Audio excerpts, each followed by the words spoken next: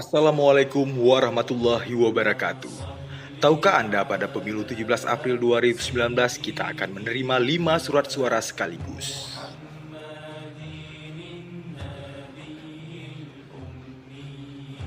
Surat suara berwarna abu-abu untuk calon presiden dan wakil presiden, surat suara untuk warna kuning untuk calon DPR RI, warna merah untuk calon DPD RI, warna biru untuk calon DPRA, warna hijau untuk calon DPRK.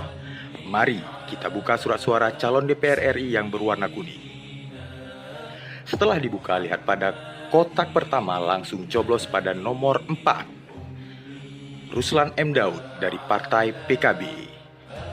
Ingat, nomor 4 Ruslan M. Daud dari Partai PKB. Setelah selesai, lipat kembali dan masukkan ke kotak suara. Terima kasih. Wassalamualaikum warahmatullahi wabarakatuh.